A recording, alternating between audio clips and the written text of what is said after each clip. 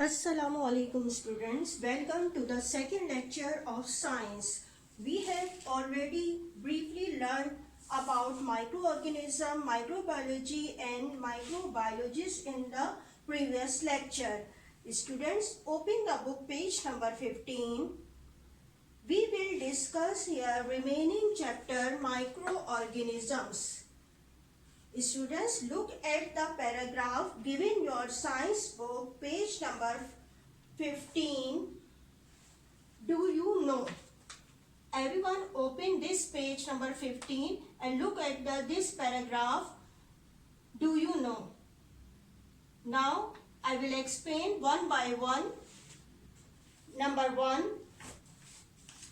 Microbes are the oldest form of life on earth. They have been here for 3.8 billion years. Means microbe जो है बहुत ज़्यादा पुरानी oldest form में ही यानी कि लाइफ में मौजूद है, ज़मीन पर मौजूद है. इसकी लाइफ, माइक्रो ऑर्गेनिज्म की लाइफ ज़मीन पर बहुत पुराने ज़माने से ही मौजूद है और ये तकरीबन 3.8 बिलियन ईयर्स साल पहले से जो यहाँ पे ज़मीन पर मौजूद हैं ये माइक्रोब्स, यानी कि ये कोई अभी नहीं फॉर्म हुए बल्कि बहुत ज़्यादा पुरानी ये फॉर्म है जो कि मिलते हैं. इसके बाद है नंबर सेकंड पॉइंट कि माइक्रोब्स का अगर वेट देखा जाए तो उनका क्या होता है कि ज़मीन पर यानी कि इतने ज़्यादा ये माइक्रोब्स मौजूद हैं, यानी कि तकरीबन 60% माइक्रोब जो है वेट के लिहाज से अर्थ पर मौजूद है, यानी कि 40% जो लाइफ है वो दूसरे यानी कि प्लांट्स है, एनिमल्स है, ये सब होंगे, लेकिन तकरीबन 60% जो होते हैं वो क्या है, माइक्रोब्स है. लेकिन वो इतने छोटे हैं जो आपको they can not be seen bye naked eye, तो हमें ये मालूम नहीं चलता कि ये इतने ज़्यादा है. लेकिन अगर देखा जाए कि लाइफ के रासायनिक ऑर्गेनिज्म जो है प्लांट है या जो एनिमल्स अगर देखें वो सिर्फ 40% ही है, तो सबसे ज़्यादा यानी कि 60% इस दुनिया के जो है वो क्या है, माइक्रोब्स है. नंबर थर्ड पॉइंट और कि जो हम ये ब्रीथ करते हैं, सांस लेते हैं, तो तकरीबन ये जो माइक्रोब्स हैं मोर देन हाफ जो है वो हमें ऑक्सीजन प्रोवाइड कर रहे हैं, यानी कि जो ऑक्सीजन जो हमें मिल रही है जो हम ले रहे हैं अपने अंदर वो तकरीबन मोर देन हाफ यानी आधे से ज़्यादा जो हम ये ऑक्सीजन अपने अंदर इनहेल कर रहे हैं वो हमें माइक्रोब से ही हासिल हो रही है. Number fourth, A single gram of soil can contain more than a billion microbes. यानी कि अगर हम जो है 1 ग्राम या सॉइल को लें तो उसमें तकरीबन बिलियन ऑफ माइक्रोब्स मिलेंगे. इसी तरीके से अगर हम नंबर 5 में देखें कि in the soil under your feet, यानी कि अगर हम अपने पैर के नीचे की सॉइल अगर ले लें तो उसमें भी हमें मुख्तलिफ किस्म के माइक्रोब्स मिलते हैं. यानी कि ये डू यू नो की जो एक्टिविटी थी इसमें ये सारी जो बताई गई है माइक्रोब्स के बारे में बताया गया है कि इनके कितनी ज़्यादा यहाँ तादाद मौजूद है जो कि हमें नज़र नहीं आती. यानी कि एक अगर किसी की सिंगल भी कोई चीज़ रखी हुई है, कोई पेन या पेंसिल, उसके ऊपर भी पता नहीं कितने जो है वो माइक्रोब्स मौजूद होते हैं. अब now look at the activity number 1. ये वाली एक्टिविटी को आप देखिएगा अपनी बुक में 15 नंबर पेज पे दी गई है. इसमें क्या बताया गया है कि एक्टिविटी जो नंबर 1 है इसमें कि मुख्तलिफ किस्म के आपको सैंपल लेने हैं वाटर के. ठीक है, सैंपल आपको लेने हैं. इसमें बताया कि जैसे नंबर 1 है कि पॉन्ड के या पानी जहाँ कहीं पे मौजूद है उसका पूल है मौजूद है तो वो उससे आप जो है पानी ले लें, थोड़ा सा एक ग्लास में उसको ले लें. इसके अलावा सेकंड उन्होंने बताया कि आप जो खाने के बाद जो होते हैं आप खाना खा चुकते हैं तो उसके बाद आपके टीथ पे आपको पता है कि वो लगा रहता है, थोड़ा बहुत अगर लगा हुआ भी है तो उसको क्या है वो आप जो है उसकी एक लेयर को रब करके जो है इसमें उसको पानी में डालते हैं, यानी कि इस तरह के पानी लेने. इसके बाद थर्ड उन्होंने बताया गया है कि लीफ आप लें और उसको क्या करें कि उसको पानी से वॉश करें और फिर जो है वो उस पानी का सैंपल रखें। जो है इसी तरह आप जो अपने हैंड को वॉश करते हैं, हैंड को वॉश करने के बाद उसके पानी के एक सैंपल ले लें। इसी हमने कहा कि कर्ड लें और उसका क्या करें, उसमें थोड़ा सा पानी मिलाएं और उसका एक सैंपल ले लें। फिर इसी तरह उन्होंने बताया कि सॉइल में आप पानी को ऐड करें और फिर उसको क्या है आपने करना है कि पानी में सॉइल को ऐड करने के बाद डिकेंटेशन या फिल्टर करके, डिकेंटेशन का आपको प्रोसेस पता है कि आप सॉइल को पानी में मिक्स करें वाटर में और उसको जो है थोड़ी देर के लिए आप रख दें। ठीक है, आप इसको थोड़ी देर के लिए रख दीजिए और फिर क्या है आप उसका जो पानी जो होगा साफ पानी वो ऊपर की तरफ आ जाएगा और फिर इसको जो है आप जो है दूसरे जो है साफ बर्तन में ले लेंगे, पानी आप रख लें। यानी कि क्या बताने का मकसद ये है कि मुख्तलिफ 5-6 टाइप के मुख्तलिफ किस्म के जो है वो सैंपल्स आप पानी के लें और जो है फिर क्या करें, उनका एक एक ड्रॉप जो है वो स्लाइड पे रखें। आपने देखा होगा जो ये स्लाइड जो होती है वो लैब में, साइंस लैब में मौजूद होती है, ग्लास स्लाइड, उसमें ये ग्लास स्लाइड ली और उसमें जो हमने 6 टाइप के सैंपल्स लिए थे उसका एक एक ड्रॉप जो है, यानी कि एक ड्रॉप पहले एक स्लाइड पे रखा, फिर इसको माइक्रोस्कोप में देखा, फिर हमने जो है ये वॉश करने के बाद स्लाइड को फिर दूसरे इससे सैंपल लिया, यानी कि जिस तरह लीफ को वॉश किया था उस पानी का सैंपल लिया। फिर इसी तरह जो है आपने जो है एक और सैंपल आपने लिया था कि आपने जो है आपने क्या करा था, सॉइल में ऐड किया था पानी को, उसका एक सैंपल लिया। यानी कि आपके 5-6 जो सैंपल आपने लिए थे उसका एक एक ड्रॉप स्लाइड पे डाला और फिर इसको माइक्रोस्कोप में ऑब्जर्व किया, तो आप क्या देखेंगे कि इस पानी के ड्रॉप में भी मुख्तलिफ किस्म के आपको माइक्रोब्स नजर आएंगे। अब ये एक्टिविटी एक ऐसी है जो जारी बात है आप लोग घर में तो नहीं कर सकते इसको, क्योंकि सारी इसके लिए हमें जरूरत पड़ेगी इसकी माइक्रोस्कोप की, तो वो जारी बात है घर में अवेलेबल नहीं होगी जिसको आप या नहीं कर सकते। लेकिन आपको जैसा पता है जब स्कूल में थे तो ये एक्टिविटीज जब आती थी आपकी बुक में तो आपको जो है साइंस लैब में करके दिखाया जाता था। तो आई होप कि अब इंशाल्लाह जैसे जल्द से जल्द आप ये जो है ये सिचुएशन सही होती है और आप लोग जो है वो वापस स्कूल में जब आ जाएंगे तो ये उस वक्त जो है करके दिखाई जाएगी आपको, ताकि आपको और ज्यादा अच्छी तरह समझ में आ जाए। लेकिन अभी तो आप सिर्फ जो है मैं यहाँ पे आपको एक्सप्लेन किया है आपको। इसके बाद जो आप देखेंगे आपकी बुक में ही टॉपिक दिया गया है, जो टॉपिक है वो क्या है, सभी characteristic features of micro organism, यानी कि अब जो मैं आपको एक्सप्लेन करने जा रही हूँ वो क्या है, डिफरेंट किस्म के कैरेक्टरिस्टिक्स।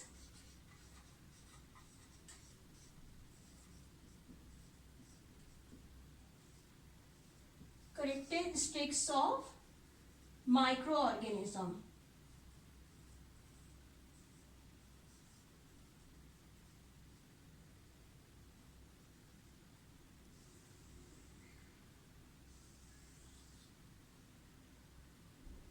मुख्तलिफ किस्म के कैरेक्टरिस्टिक्स ऑफ माइक्रो ऑर्गेनिज्म के यहाँ पे बताएं कि अगर हम देखें तो ये जो माइक्रोब्स होते हैं ये जो है सबसे पहला जो इसका कैरेक्टरिस्टिक्स को अगर हम डिस्क्राइब करें तो वो क्या है, इसका हैबिटेट के, यानी कि ये जो ऑर्गेनिज्म है माइक्रो ऑर्गेनिज्म ये कहाँ रहते हैं। ये माइक्रो ऑर्गेनिज्म हर जगह मौजूद होते हैं, यानी कि एयर में भी होंगे, सॉइल में भी होंगे और इसके अलावा ये क्या है, रॉक पे भी मिल जाएंगे, वाटर में भी मिल जाएंगे। यानी कि इसके हैबिटेट के लिहाज से ये माइक्रो ऑर्गेनिज्म हर जगह मौजूद होते हैं। अब सेकंड इसके कैरेक्टरिस्टिक की तरफ आते हैं। सेकंड कैरेक्टरिस्टिक्स क्या है, रेस्पिरेशन।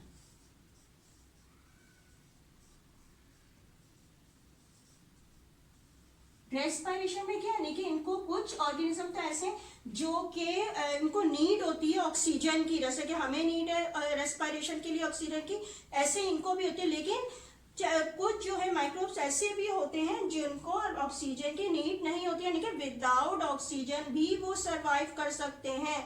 इसीलिए हम कहते हैं कि अब आपने देखा होगा कि किसी भी एयर टाइट कंटेनर में आप कोई चीज रख देते हैं, कोई खाने की जो चीज को बंद कर देते हैं तो क्या होता है, कुछ दिन के बाद उसमें फंगस लगना शुरू हो जाती है, व्हाइट कलर के, ग्रीन कलर के, जिसके ऊपर पैचेस आ जाते हैं जो आपको नजर आते हैं और बोलते हैं चीज खराब हो। बेसिकली वो क्या होते हैं, हालांकि एयर टाइट कंटेनर में मौजूद होते हैं, लेकिन क्या है कि वो यही माइक्रोब्स हैं जो कि क्या हुआ कि वो उसके अंदर यानी कि आपके बंद करने से पहले ही उसमें मौजूद थे, और वो क्या हुआ उस बंद को आपने नहीं खोला तो क्या हुआ कि वो 1 से 2, 2 से 3 यानी कि उनमें रिप्रोडक्शन का प्रोसेस होता गया, बढ़ते गया, यानी कि रिप्रोडक्शन का प्रोसेस हो रहा है, यानी कि वो अब ग्रो भी कर रहे थे, अब ग्रो भी कर रहे थे, तो मीन से यानी कि वो एक तरह से उनमें रेस्पायरेशन का प्रोसेस भी हो रहा था, तो रिप्रोडक्शन का प्रोसेस भी हुआ, तो यानी कि वो जो है वहां पे सरवाइव इजीली कर लेते हैं, उन्हें नीड नहीं होती कि उन्हें बाहर से फ्रेश एयर ही मिले। तो सेकंड पॉइंट क्या हुआ रेस्पायरेशन का, कि माइक्रो ऑर्गेनिज्म जो है हर जगह सरवाइव कर रहे होते हैं, तो इसके लिए उनको ऑक्सीजन कुछ को होती है, ऑक्सीजन की नीड होती है जो कि एयर से ले रहे होते हैं डायरेक्टली, और कुछ जो होते हैं विदाउट ऑक्सीजन भी सरवाइव कर रहे होते हैं। अगर हम इसके थर्ड पॉइंट की तरफ आए तो क्या है नंबर थर्ड, ग्रो।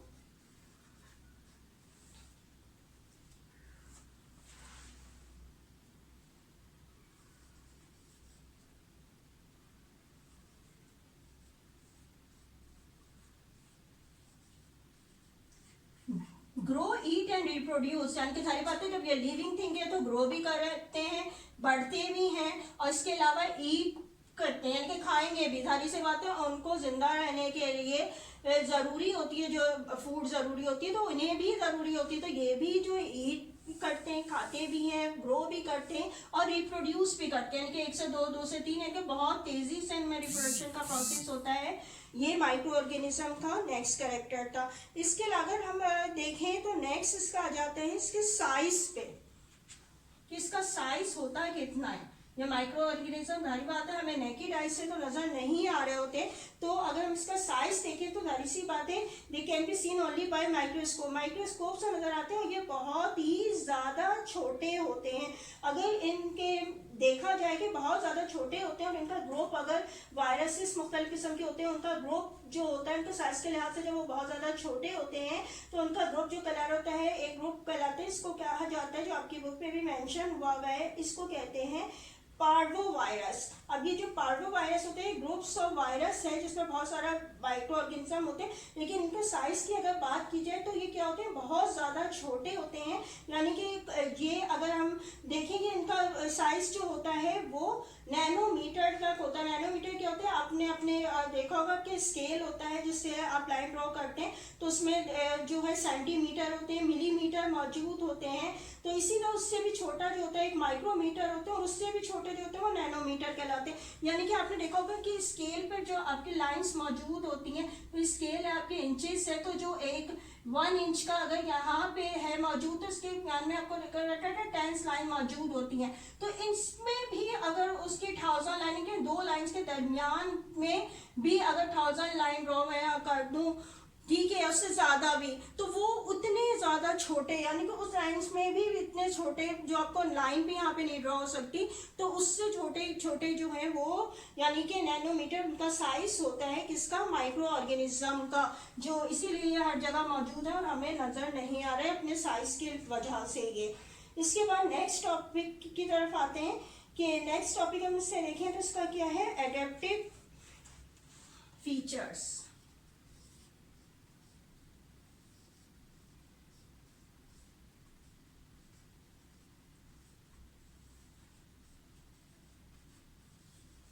यानी कि इसके एडेप्टिव फीचर्स क्या है, क्योंकि ये हर जगह रह रहा होता है तो ये क्या हो रहा होता है कि ये अपने आप को जो है वो चेंज भी कर लेता है, यानी कि उस एनवायरनमेंट में सरवाइव करने के लिए ये जो होता है हर जगह मौजूद होता है। यानी कि साइंटिस्ट ने यहाँ तक इसके बारे में रिसर्च किया कि अगर बॉइलिंग वाटर है बहुत ज्यादा, यानी कि बॉइल हुआ वाटर है, उसमें भी आपको माइक्रो ऑर्गेनिज्म मौजूद होंगे कुछ ना कुछ। इसके अलावा वॉल्केनो, ठीक है, वॉल्केनो जिससे आपको पता है कि इतना जो है हॉट मटेरियल लावा जो है बाहर की तरफ आता है, उसमें भी ये माइक्रो ऑर्गेनिज्म मौजूद होते हैं। ओशंस की सरफेस में, यानी कि पानी के जो ओशंस है, समंदर है, उसके बहुत ज्यादा नीचे जो सरफेस है वहाँ तक भी ये माइक्रो ऑर्गेनिज्म मौजूद होते हैं।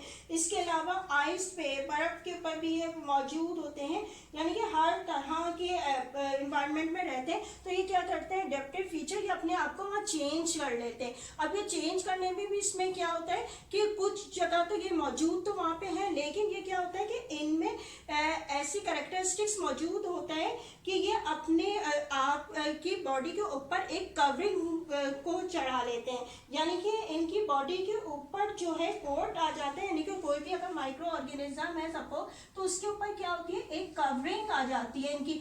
ये किस वक्त होती है, ये अनफेवरेबल कंडीशन में होती है, यानी कि वो ऐसी जगह पे रह रहे हैं जहाँ पे उनके जो है आसपास का एनवायरनमेंट उनके लिए सुटेबल नहीं है, तो इसके ऊपर जो है एक कवरिंग आ जाती है, जिसको क्या कहा जाता है, सिस्ट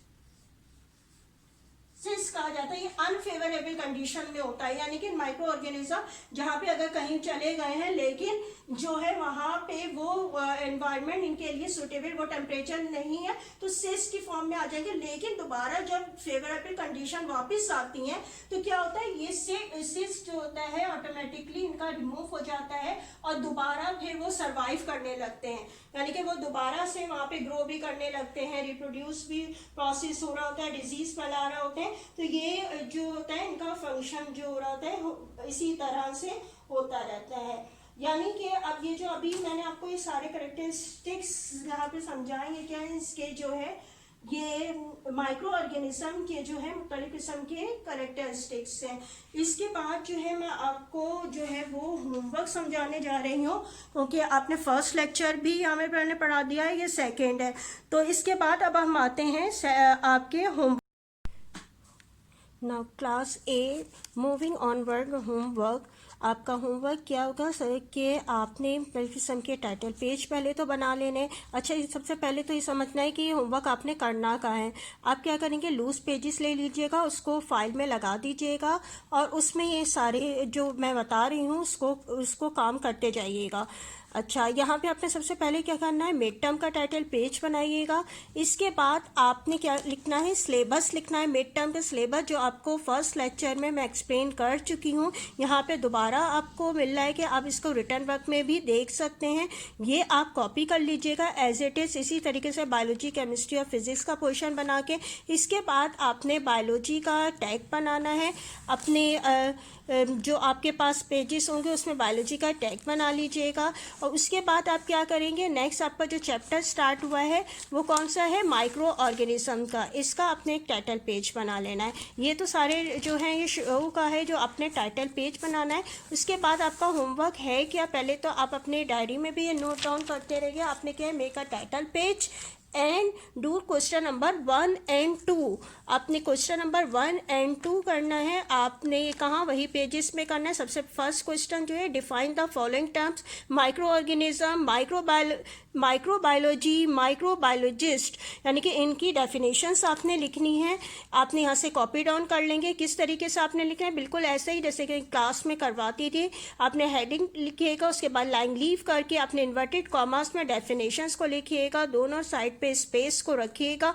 इससे ये आपने लिख लेनी है। इसके बाद माइक्रोबायोलॉजी की डेफिनेशन इसी तरह से लिखिएगा, फिर माइक्रोबायोलॉजिस्ट की भी आपने कॉपी कर लेनी। इसके बाद क्वेश्चन नंबर 2 आपका क्या है, write down different characteristics of micro organism. अब आपने different characteristics of micro organism लिखने।